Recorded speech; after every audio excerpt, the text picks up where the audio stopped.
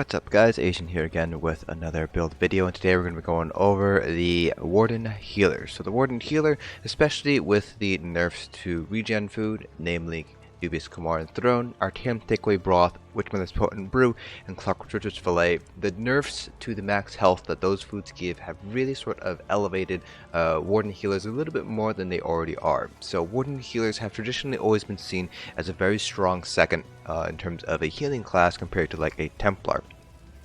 And because Wardens are the only real source of minor toughness now in the game, having that additional health when you're using that regen food is actually incredibly beneficial, and it just allows your DPS to spec a little bit more into damage rather than having to worry about their health. So Warden Healers are actually in a very nice spot this patch, probably a little bit more so than they were in previous patches, but nothing, they still are second best, if not one of the best classes I should say, in the game to heal on.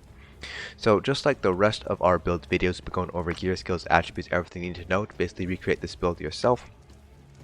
Because you are a support role, you will need to have on hand several different sets in order to swap out of, depending on the trial, depending on the fight, depending on what your raid lead needs. So I will be going over a lot of different sets that you're going to want to have on hand as a healer, as well as skills. So very similar to sets, you might be asked to run different skills depending on a specific fight that you are doing or what the raid lead wants from you as a healer. So I'll be going over all the different sets and skills that you're going to want to have on hand as a Warden Healer. And then, because Warden Healers, or healers in general, don't really have a DPS rotation per se, instead I'll be going over a couple of healing philosophies that I kind of take, and then I'll also give you guys some links in the description below to some endgame healers so you guys can get an idea of what endgame healing looks like and what it plays like, and you can also ask them any questions that you might not be able to find answers to on this channel. So without further ado, let's go ahead and get started here first with our gear. So this is just one of many different possible gear combinations that you could run. Like I mentioned earlier, as a healer, as a support role, you need to run a lot of different sets in this game. So I'm just going to go over this very quickly, this particular setup that I have here, why you would use it, when you would use it, and then I'll go over some of the other sets you're going to want to run as well. So for our Monster Helm set, we're going to go with Bogdan the Night Flames. This is basically one of the best Monster Helms in the game if you just want pure raw healing. So when you heal a friendly target, you have a 5% chance to summon a totem for 6 seconds that heals you and your allies within 5 meters for, in this case, 4,005 health every second. So quite a powerful heal, and it is a base game set. This comes from Elden Hollow 2, so you don't need to get any sort of DLC packs if you want to grab this set here. So very nice for just pure raw healing. It doesn't really help you too much in other departments, but if you're just looking for something to help support your healing, and then that way you can focus in on buffing and debuffing from your abilities instead, this is definitely a Monster Helm set to go for. For our body set, so sets are split up between body and backbar sets. So body sets are ones that you're going to wear on your body at all times. Backbar sets are sets that you can only use on your backbar, and you can use a different set, typically speaking one of the unique healer restoration staff sets on the front bar here. So Olorime is going to be a set you're going to wear on the body. This is just so that way you can maintain that 4 and 5 piece bonus on both bars, but this can also be run strictly on the backbar as well. The perfect version here comes from Vet Cloud Rest plus 1, 2, and 3. So if you're doing Vet Cloud Rest plus 0 or you're doing normal Cloud Rest, you can only get the non-perfect version of the armor. The difference there is the 1096 additional max magicka on the perfect version of this armor. This basically has largely replaced Spell Power Cure for your source of major courage. So this is just basically stronger than Spell Power Cure in pretty much every way imaginable. Plenty of endgame healers and endgame raiders have done videos explaining why this is the case, so I'm not going to really belabor the point here. Needless to say though, you can run this on the body if you want to maintain that magicka regen and max magicka on both bars, but you can also run this as a back bar set. It's a little bit easier to control the proc when you're on your back bar set, so that way you're not unnecessarily proccing it with certain abilities. So it's kind of up to you whether you want to wear body or back bar. Then our second set is going to be Torug's Pact. So Torug's Pact is a set that's kind of been bouncing back and forth between tanks and healers as of Resto, and it's going to be a little bit more cemented into the healer side of things in Elsweyr. That's mainly because of the introduction of Claw of Yolnahkriin for tanks, which basically forces out one set armor bonus from tanks and puts it potentially onto healers instead. So the armor set that most people have kind of agreed on, the shifting from tanks to healers, is going to be Torug's pack. This is a crafted set. Base game requires 3 traits to know in order to craft it. So because it's a crafted set, you can craft it in armor, you can craft jewelry, you can craft it in weapons. So it doesn't really matter where you're using your set here. But most people prefer to use it as a both front bar and back bar to maintain that 5-piece bonus. However, in this particular build, we do have it only on the back bar, and I'll explain a little bit here once we go over the rest of our build stuff. So for our front bar, we have the Asylum Restoration Staff. So we are single barring Torug's pack, so we're able to use a unique restoration staff. So there's basically 4 of them in the game. You have the Maelstrom Restoration Staff, you have the Master's Restoration Staff, you have the Asylum's Restoration Staff, and you have the Black Rose Prison Restoration Staff. Out of those 4, the most useful ones, or the ones you're going to see used most often in trials, are going to be the Asylum's Restoration Staff, the Black Rose Prison Restoration Staff, and finally the Master's Restoration Staff.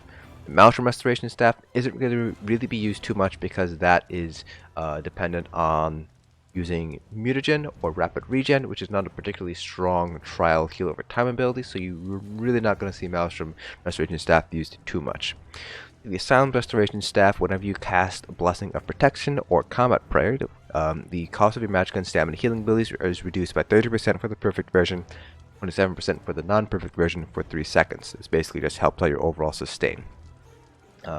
Now for your, let's see if I can find it here, for your Black Rose Prison Staff, this one, we're going with the perfect version here.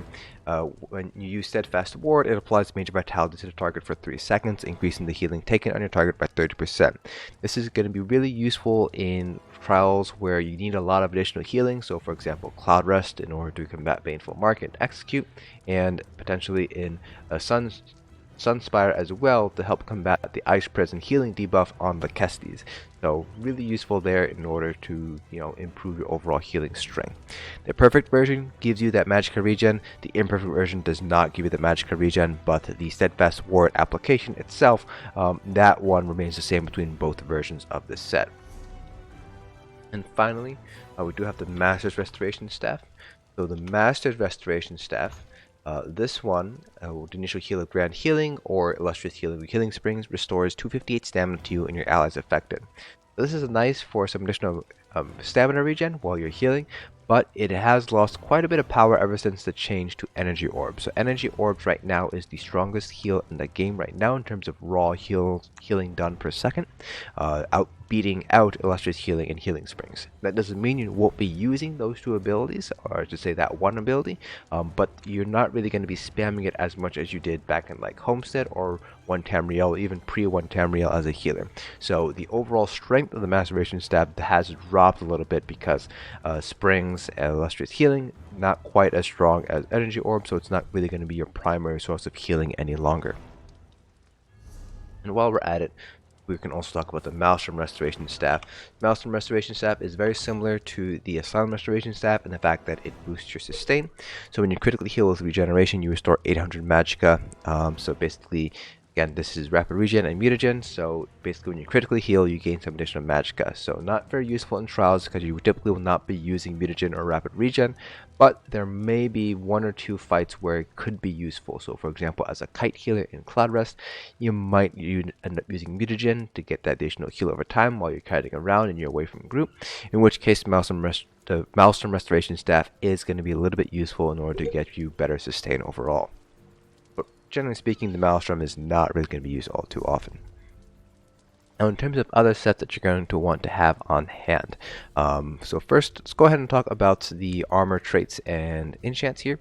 So I like to have Divines on my small pieces, Infused on my large pieces, Max Magic on my small pieces, and Prismatic enchants on my large pieces. You can also go with all Divines, you can go with all Max Magic enchants, so you do have a few options here when it comes to armor traits.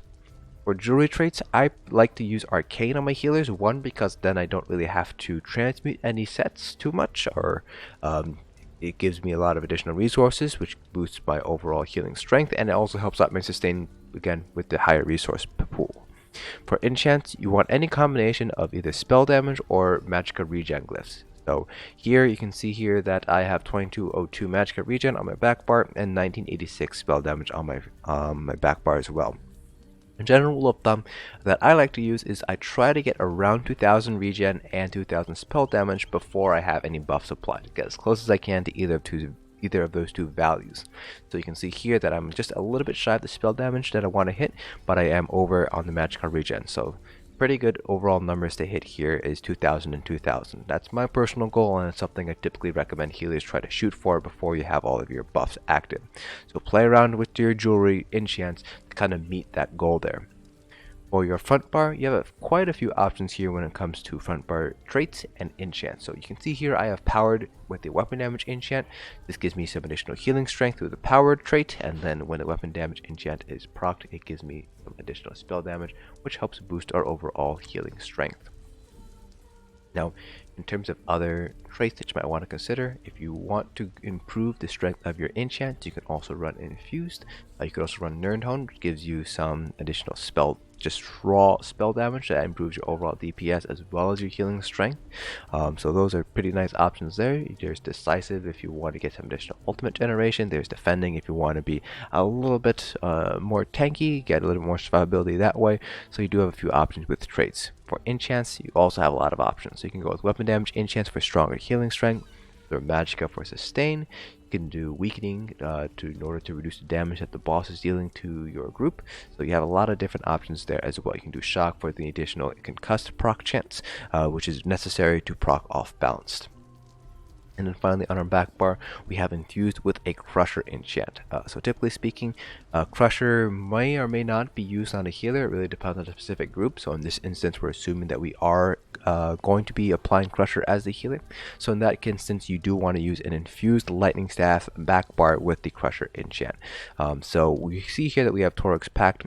So the way Torug's Pact works is when you use Blockade or Blockade in order to proc your Crusher enchant, your Torug's Pact Crusher enchant, and you swap to your front bar, which no longer has that additional Torug's Pact 5-piece, it doesn't really matter. Basically what happens is the weapon takes a snapshot of the modifiers to the enchant, and so even if you're on your front bar and you don't have that 5-piece Torug's Pact going, with the Blockade will still proc the stronger Crusher enchant because it took a snapshot of that enchant strength when you used Blockade.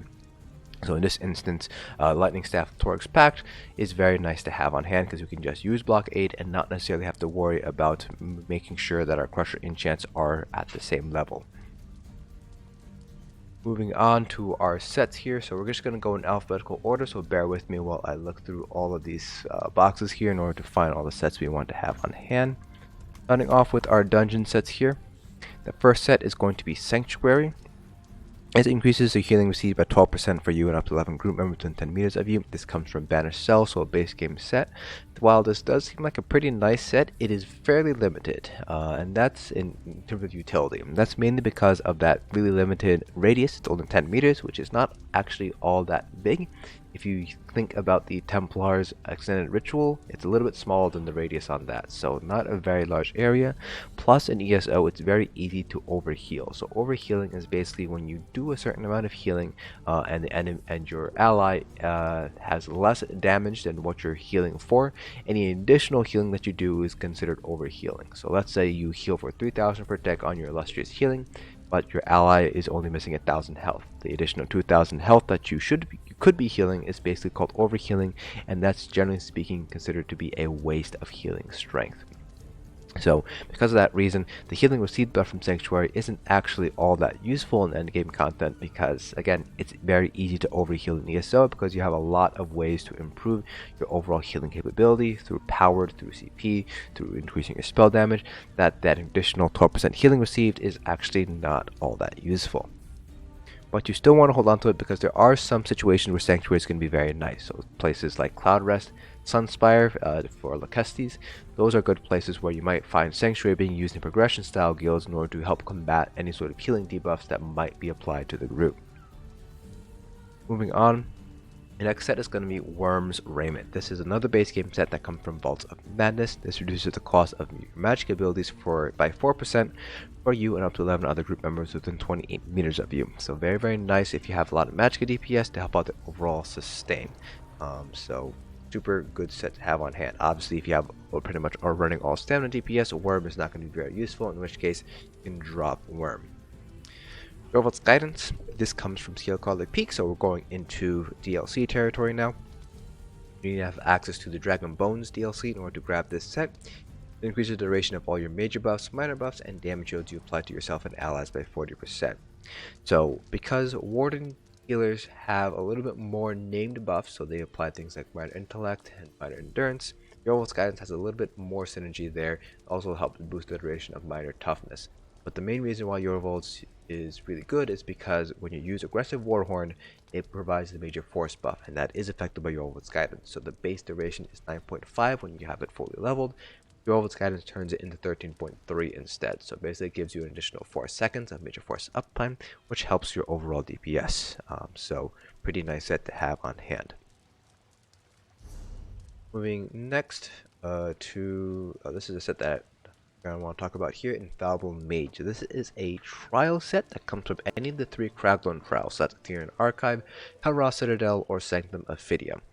This looks like a DPS set at first, so spell crit, weapons, minor slayer, spell damage, spell crit, but the 5-piece is better suited on a healer than it is on a magic DPS.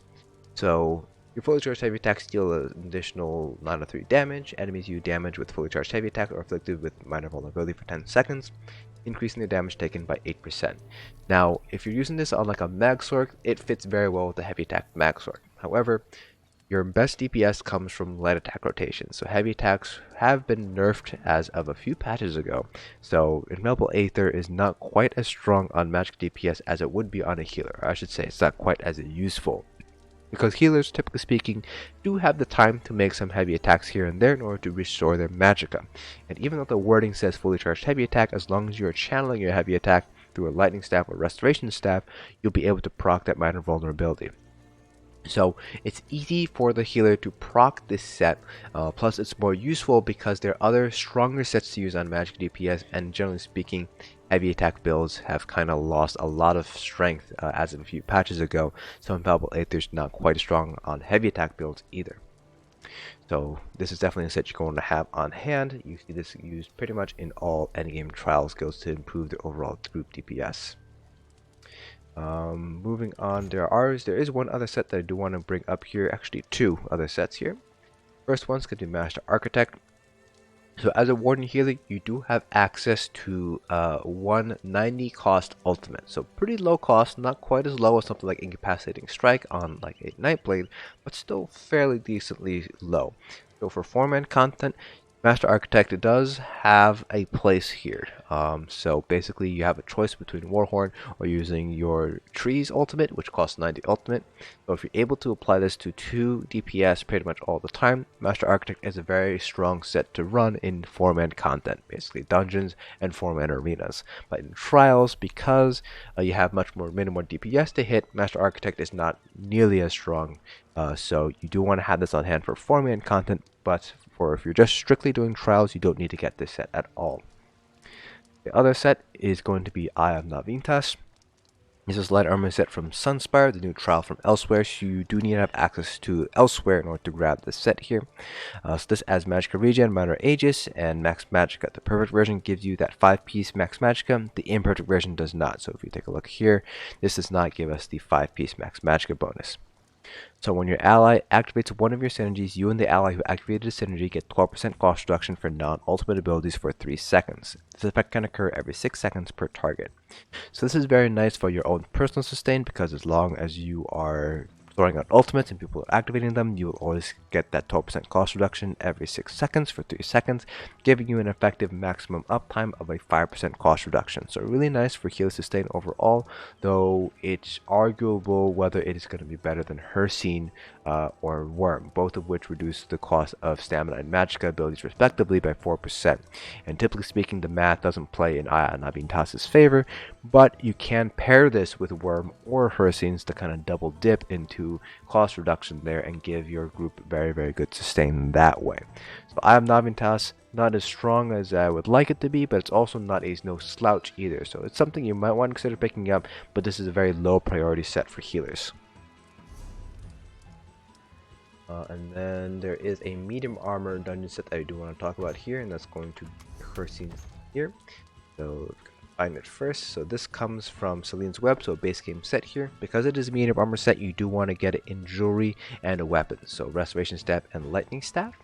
This reduces the cost of your stamina abilities by 4% for you and up to 11 other group members within 28 meters of you.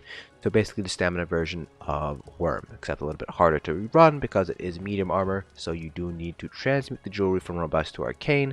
Plus you have to use jewelry and weapons, so you're pretty much limited to only running it on front bar and back bar. So you will not be able to run a unique restoration staff if you're going to be using Ursine's Veneer. Then for overland sets, I don't believe there are many overland sets that you want to run as a healer, but there are a handful you might want to consider picking up here. So I believe the one that you definitely want to consider picking up, let me find it here. It's going to be a very selfish set here. Oh, I think I skipped over it. That's going to be Necropotence, which basically gives you a bunch of max magicka. Very selfish, but so not very useful overall, but it's nice to have, mainly because you will always have your Netch up for the additional sustain. So just additional max magicka, very selfish. A lot of overland sets are more geared towards DPS, less so for healers. So if you kind of want to do this sort of like off healing, sort of quasi DPS, you might want to consider picking up Necropotence. The back magicka does increase your overall heals, but again, it is very selfish, so not something I would necessarily recommend you pick up as if you want to run a pure healer. And that is pretty much it for sets. For Monster Helm sets, you have a couple of options that you might want to consider picking up here. So if you don't want to run Earthgore, you do have a few other options. The only other real option that is a base game set is going to be Rkugamz. This comes from Darkshade Caverns 1. So when you heal yourself or an ally, you have a 10% chance to summon a Dormer Spider that heals for 1206 health and restores 524 stamina to you and your allies within 5 meters every second for 8 seconds. So less of a heal compared to Bogdan, but it does give you back some stamina to kind of offset that loss in healing strength. So overall, pretty nice. Not necessarily something you're going to run in magicka heavy trials, so like Cloud Rest for example, but for full-length trials where you do have a lot of stamina DPS, then the stamina return is going to be quite strong for Sentinel Rkugamz. Moving on from that, we have some DLC sets. So the first set is going to be, if you can find it, it's going to be Symphony of Blades. This comes from Depths of Malatar. Very nice set overall in order to help out your group sustain. So when you heal an ally who's under 50% of their primary resource being magic or stamina, you grant them Meridia's Favor, restoring 23-25 magic or stamina, whichever maximum is higher, every second for 6 seconds. So basically it gives people a very nice boost to sustain. This can occur every 18 seconds, so there is going to be some downtime between when it procs here, but when it does proc, it really helps out overall sustain. So it's strong both in 4-man content and in 12-man content. Really shines in 12-man content, especially when you pair it with other people running Symphony of Blades as well. That basically gives a lot of your DPS a lot of additional sustaining power that way. Now there is one set that I want to bring up here that is very situational, and that's going to be Troll King. So Troll King, when you heal yourself or an ally, if they're still below 50% health, the health regen is increased by 1548 for 10 seconds. It comes from Blessed Crucible, and I mentioned that this is a very niche set, and that's because there aren't that many fights right now in the game where you have very strong healing debuff. This pairs very nicely if there is a healing debuff applied to whoever it is you're healing. So for example, Cloud Rest in order to combat Baneful Mark, and Kestis and Sunspire to combat the healing debuff from the Ice Prison, and potentially Black Rose Prison as well. All the bosses apply Extreme Defile. Then Troll King becomes very handy to have because those defiles, typically speaking, will not impact health regen. So you basically are giving them additional 1548 healing every 2 seconds when you have Troll King, and it does not have a cooldown, so you're able to basically reapply it as long as they stay below that 50% health. Very nice to have. Now I do want to talk a little bit about Earthgore here because this used to be a very strong healing set, but now it's not quite as strong. So they basically changed it, so it still heals you or an ally, but it only heals one person. In return, they now allows you to remove all enemy placed effects. So the change from healing everybody within the pool to only the lowest health friendly target in the area is a really strong nerf to Earthgore for PvE. So it's not going to be quite as useful in PvE anymore as it used to be in Wrathstone because of this just very relatively simple change. Now you can still run Earthgore. It's still not a bad set to run, but it's definitely not as good as, let's say, Bogdan or Rkugamz, or even Troll King in those certain fights there. So something you want to pick up and have on hand, but just keep in mind that things like Bogdan is going to be a little bit more consistent in terms of overall healing ability. That it's with for all of our sets. Now for our character sheet. This particular character is a Breton. Bretons are considered one of the better races for healing. The other race that is considered very strong for healings are going to be Argonians. So Bretons come with a very strong sustain package to get 2000 max magicka, 100 magicka regen, and 7% cost reduction to all magicka abilities. So really strong sustain overall, so you don't really need to worry about magicka as a Breton. Argonians, on the other hand, they get lower max magicka. They only get 1000 max magicka. They get some additional max health, so they do get some additional survivability. Bretons get some spell resistance, so they get survivability that way. But Argonians also get, I believe, 7% additional healing done, so they do get some raw healing strength, but and they do have a little bit of sustain bonus there. They get 4000 magicka, health, and stamina with every potion they drink, no matter what potion it is. So it is a little bit of a boost to their overall sustain through that potion passive, but generally speaking, it's going to be Bretons for sustain and Argonians for raw healing strength.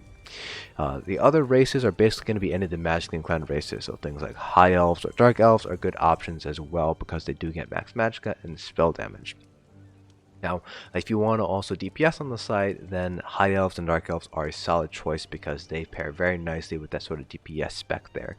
So for example, if you want to do a healer in one form of content or in one group and you want to do DPS in another group, you might want to consider running a High Elf or a Dark Elf, so that way you basically get that spell damage, boost your overall healing strength, plus you get the additional max magicka to basically boost your overall healing strength as well as your resources. For our attributes, we have 64 points into magicka here. You don't really need to put any points into health. You certainly can if you'd like to. Healers, generally speaking, do want to run a little bit more health because they're a little bit more important to the group than DPS. Their death, typically speaking, can make or break a certain pull. So you don't necessarily need to put points into health, but you can if you'd like to. So right now I'm sitting at 19,200 health or so. This is because I do have Infused Prismatic enchant. If you're running like all magicka glyphs, and you don't have any sort of additional health through glyphs or things like that, then yes, you will want to put a few points to health in order to kind of offset that. We are using regen food, so we aren't getting quite as much health. So yeah, basically you can either put points into health or you can run a different type of food, typically speaking Orzgard Red Frothgar for additional health that way. For our Mundus, we're going with the Atronach to boost our magicka regen. The other Atronach option is going to be the Ritual. Using the Atronach basically allows you to spec a little bit more heavily into spell damage when you're making your build, particularly jewelry enchants. And conversely, if you're running the Ritual, then you can spec a little bit more into regen because the healing done by the Ritual basically count that as spell damage. For food, Clockwork Citrus Fillet. This gives us max health, max magicka, magicka regen, and health regen. Overall, a pretty nice food to have on hand. The other food that I mentioned is going to be Orzgard Red Frothgar. That gives you 5,000 max health and 458 additional magicka regen, but doesn't give you any max magicka. So you do lose a little bit of healing strength if you're going to run Orzgard Red Frothgar, but you gain survivability and you gain some additional sustain as well. So the choice is yours. Then we are a stage 2 vampire in order to get the 10% additional magicka and stamina regen. Really nice to have on a healer, not necessarily something I would call necessary on a healer or mandatory on a healer, just something nice to have. Just keep in mind, if you do want to be a vampire, you will take some additional flame damage. Now for our skill bars, starting off with our Restoration Staff bar. You have Enchanted Growth, Illustrious Healing, Combat Prayer, Energy Orb, Blue Betty, and Enchanted Forest. The flex spots here are basically going to be Enchanted Growth. Although the ability itself is not a flex, you can move this to the back bar if you'd like and put a different ability on the front bar. And then Enchanted Forest is also a flex spot. For our back bar, this is the Lightning Staff bar. We have Budding Seeds, Blockade of Storms, Overflowing Altar. This is a flex spot. Ellie Drain, also arguably a flex spot. And Expansive Frost Cloak. Our ultimate is going to be Aggressive Warhorn. So I did mention you have a few flex spots here and there, whether the spot itself is a flex spot or the ability is a flex spot. So one ability that I like to have on hand is going to be Shimmering Shield. This is nice when you know you're going to get being hit by any sort of projectiles. This gives you major heroism, which grants you 3 ultimate every 1.5 seconds. So very nice for ultimate generation, gets you some nice Warhorn uptime. Again, only use this if you're anticipating getting hit by projectiles. Moving on from there, under the Restoration Staff skill line, you can run any morph of Steadfast Ward. You're obviously going to need to use this if you want to run the Black Rose Prison Staff. I like the Ward Ally morph in order to get the 2 shields, but some people like to run the Healing Ward morph instead in order to get some additional healing strength. So it's kind of up to you which one you'd like to run. Mutagen is another ability that you're not going to be seeing used all too often in trials, but it is very useful in 4-man content. Mainly, you don't see this in trials because it only hits 2 people at a time. You have 12 people in a trial compared to 4 people in a dungeon, so you do need to cast this more often in order to make good use of this in a trial, and your time is better spent doing something else besides just spamming mutagen or rapid regen. So definitely have this on hand for 4-man content, but for trials, don't anticipate running this at all. If you need to run a shield at all, you can run either Morph of Annulment. Diapon Magic will give you a larger shield, but Harness Magicka will give you Magicka back whenever you get hit by a spell projectile or you get hit by magic damage. It's up to you which one you want to pick. I personally prefer Diapon Magic for the additional shield strength. Under the Psijic Order skill line, if you have access to the Psijic Order skill tree, I highly recommend trying to get Men's Spirit. It is actually a very strong heal that was changed in Elsweyr, buffed quite a bit, so definitely something you want to have on hand here. So you can go either Morph, Symbiosis, or Men's Spirit, depending on whether you are anticipating taking damage while you're healing your ally. If you do anticipate taking damage, then Symbiosis will help heal you through it. Men's Spirit will give the ally major ward and major resolve for a short period of time, giving them some additional survivability. So it's kind of up to you which morph you kind of want to choose here. Under the Indulgence skill tree, pretty much all these abilities, with the possible exception of Energy Orb and Inner Rage, are nice options for flex spots. The Overflowing Altar gives you that minor lifesteal as well as the Blood Feast synergy. Shadow Soak gives you just the raw damage synergy with Black Widows. Inner Rage for those very rare instances where you might need to taunt. Then Bone Surge for the shield, not necessarily to you, but from the synergy, as well as the Major Vitality from the synergy as well. So anything under the Unalta skill line is definitely something you want to have on hand. And then in terms of Alliance War, you do want to get access to Efficient Purge. The Blue Betty will only remove negative effects from you, not from other people, so you do want to have Efficient Purge in order to, just help purge negative effects from the group. You can also run Replenishing Barrier as an ultimate instead in order to make use of Magicka 8 passive. And then the final one is going to be Circle of Protection. This is a Fighter's Guild ability. It just basically grants minor protection and minor endurance. It's only really going to be used for those instances where you are going to be heavily stacked together. There are a few fights where you will be stacked together in order to better mitigate damage.